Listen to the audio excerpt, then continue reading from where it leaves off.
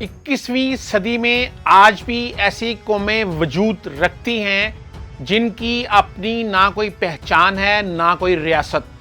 इन्हीं में से एक कुर्द हैं। कुर्द कौन हैं? कुर्दिस्तान कौन सा मुल्क है? कुर्दों की जंग का पस मंज़र क्या है? ये आज तक अपना मुल्क क्यों हासिल नहीं कर सके?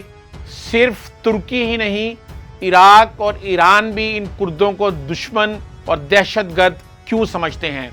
ये हैं वो सवालात जो इस वक्त दुनिया भर के लोगों की तवज्जो का मरकज बने हुए हैं। मैं हूं इरफानुल हक और आप देख रहे हैं द नोबल हिस्ट्री।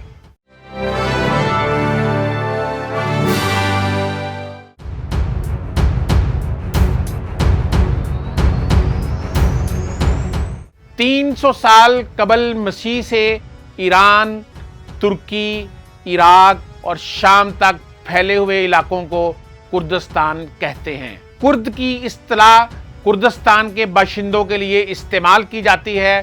कुर्दों का शुमार आर्याई कौम की हिंद यूरोपीय नस्ल से होता है। कुर्द चाहे दुनिया के किसी भी मुल्क में हो, वो अपना वतन कुर्दिस्तान को ही मानते हैं। कुर्दिस्तान का कुल रकबा तकरीबन 5 लाख मुरब्बा किलोमीटर है। ये पाकिस्तानी सूबों बलूचिस्तान और सिंध के मुश्तरका रकबे के बराबर है।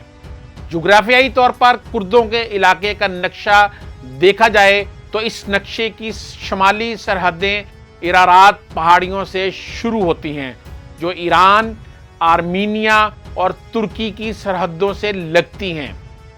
जनूब में हमरेन का पहाड़ी इलाका आता है, जो बगदाद और बसरा और उस्मानी मूसल के दरमियान वाक़या है। जबकि कुर्द खित्ते की मशरकी सरहद ईरान के इलाके लिरिस्तान के आखिर तक फैली हुई है। मगरब में तुर्की का सूबा मलातिया है।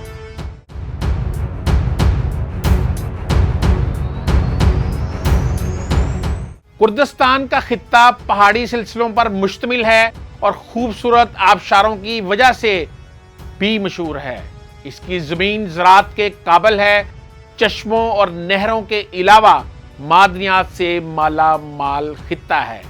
इस सरजमीन ने अपने अंदर बेशबहा तेल और दीगर खजाने छुपा रखे हैं। खासकर यहाँ तेल की दौलत की फरावानी है। तारीख में कुर्द बहादुर और जंगजू कबीले के तौर पर जाने जाते हैं। कुर्दों ने माजी में ना सिर्फ जंगें लड़ी बल्कि हुकूमतें भी कायम की। 7वीं सदी में कुर्द इस्लाम में दाखिल हुए और इन्हीं में से सुल्तान सलाहुद्दीन अयूबी उभरे। उन्होंने सलीबी जंगों में अपनी फतुहात के झंडे गाड़े। सुल्तान सलाहुद्दीन अयूबी ने 12वीं सदी में त्यूनिस से लेकर बहराए कैस्पियन के साहिल तक वसी मुमलिकत कायम कर रखी थी। सुल्तान सलाहुद्दीन अयूबी के बाद कुर्दों की हुकूमतें अब्बासी और उस्मानी खिलाफत की ज़ैली वलायात थीं।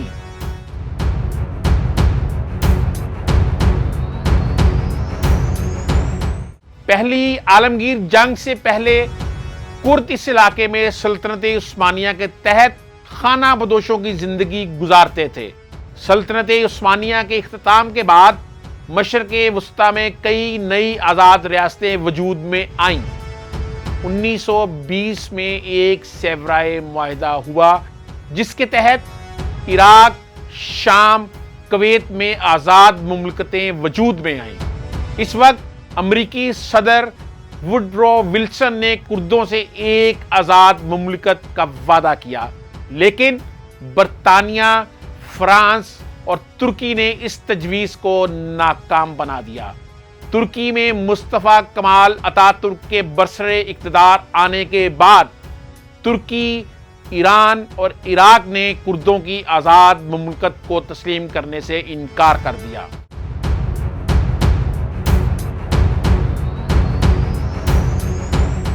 इस तरह आज़ाद खुद मुख्तार मुमलिकत के बारे में कुर्दों का ख्वाब शर्मिंदा ताबीर ना हो सका।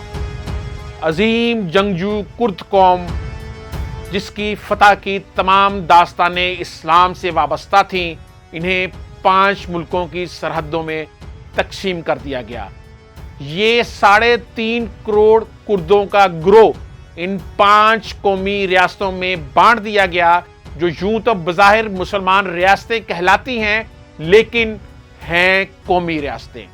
3.5 کروڑ سے زائد کرد 5 ملکوں شام، ترکی، عراق، ایران اور آرمینیا کے پہاڑوں میں بستے ہیں۔ شمالی عراق میں کردوں کی آبادی 60 لاکھ، ترکی میں 1 کروڑ 80 لاکھ، شام میں 28 لاکھ اور ایران میں 48 لاکھ کے قریب ہے۔ ایران میں کردوں کی اکثریت آذربائیجان اور ہمدان کے علاقوں میں آباد ہے، جسے ایرانی کردستان کہا جاتا ہے، جبکہ کرد سے مشرقی کردستان کہتے ہیں۔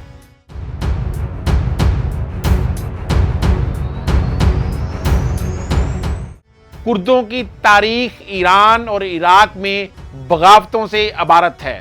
ترکی میں کردوں نے 1925 میں شیخ سعید کی قیادت میں بغاوت کی، جس کے بعد ترکی کی حکومت نے کردوں کے خلاف نہایت سخت گیر پالیسی اختیار کی اور ان کی زبان اور ثقافت ختم کر کے پہاڑی ترک قرار دیا۔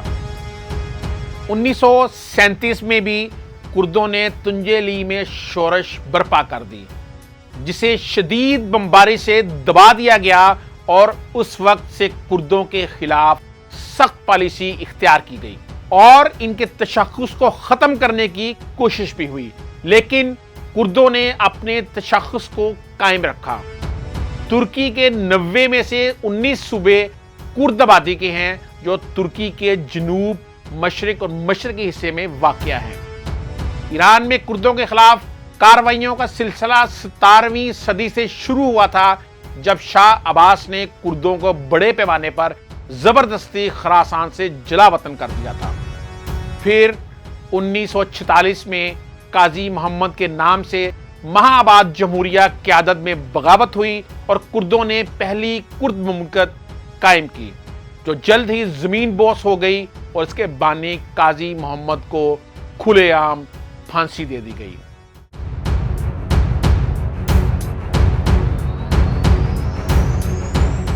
انیس سو 60 سے 1975 تک شمالی عراق میں کردوں نے مصطفیٰ برزانی کی قیادت میں اپنی جدوجہد کے نتیجے میں خود مختاری حاصل کی۔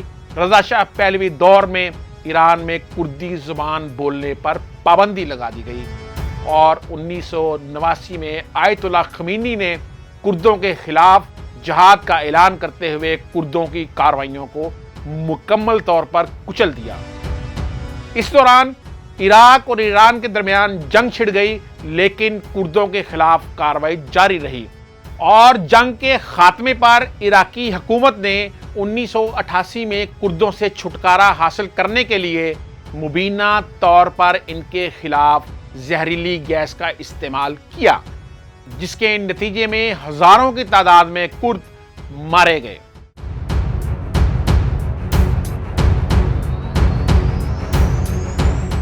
1990 کی دہائی میں ابھرنے والی القاعدہ نے جب اسلامی دنیا اور خلیج کا مستقبل خطرے میں ڈالا اور 9/11 کے بعد کئی مسلم ممالک خانہ جنگی کا شکار ہوئے تو القاعدہ کا زور ٹوٹ گیا۔ القاعدہ کی جگہ لینے کے لیے داعش نامی تنظیم ابھری۔ داعش نے عراق پر حملہ کیا۔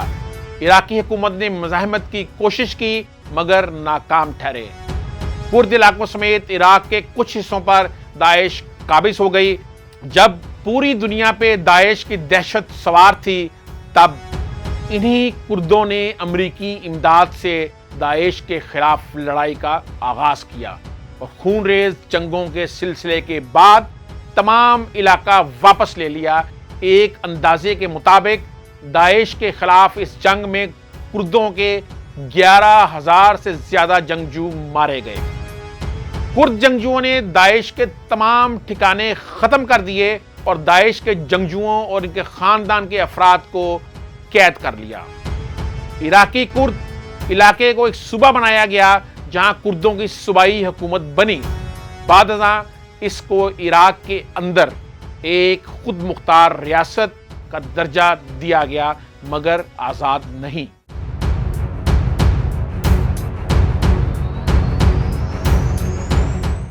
کچھ عرصے بعد کردوں نے آزادی کے لیے ریفرنڈم کروایا جس میں 90% سے زائد لوگوں نے ایک آزاد ملک کے حق میں ووٹ ڈالے، لیکن اس ریفرنڈم کو ترکی، ایران، شام اور عراق کی حکومتوں نے اپنے لیے خطرہ جانتے ہوئے ایک بار پھر مسترد کر دیا، کیونکہ ان کا خیال ہے کہ اگر کردوں کی کوئی الگ ریاست قائم ہو گئی تو ان ممالک کے کرد بھی اسی ریاست میں شامل ہونا چاہیں گے۔ ترکی ان کرد جنگجوؤں کو کردستان ورکرز پارٹی کی ایک شاخ سمجھتا ہے جس نے پچھلی 3 دہائیوں سے ترکی میں کردوں کی خود مختاری کے حوالے سے آواز اٹھائی ہے۔ 1978 میں ترکی کے کردوں نے جب آزادی اور خود مختاری کی تحریک شروع کی تو بڑے پیمانے پر ترکی کی حکومت اور کردوں کے درمیان مارکا آرائی بھڑک اٹھی تھی۔ اس تحریک میں علیحدگی پسند تنظیم کردستان ورکرز پارٹی پیش تھی۔ یہ تحریک ترکی کی معیشت کے لیے بے حد تباہ کن ثابت ہوئی۔ اس دوران ترکی کی معیشت کو 450 ارب ڈالر کا خسارہ ہوا۔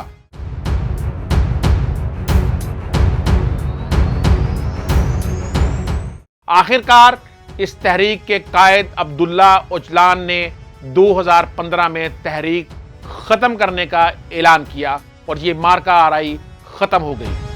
ترکی نے کردستان ورکرز پارٹی کو دہشت گرد تنظیم قرار دے رکھا ہے، جبکہ کرد جنگجو یعنی YPG ترکی کے ان الزامات کی تردید کرتی ہے کہ وہ کالعدم کردستان ورکرز پارٹی کی کوئی شاخ ہے۔ ترکی نے کردوں پر نہ صرف ترک نام رکھنے بلکہ ان کے مخصوص لباس پہننے اور قومیت ظاہر کرنے پر بھی پابندی لگائی ہوئی ہے۔ ترکی شام میں پروان چڑھنے والی شدت پسند تنظیم دولت اسلامیہ کو اپنے لیے خطرہ تصور کرتا ہے، لیکن وہ یہ بھی نہیں چاہتا کہ کردوں کو ترکی سے باہر کسی سرحد میں منظم ہونے کا موقع ملے جس سے اٹھ کر وہ ترکی کے لیے مسائل پیدا کر سکیں۔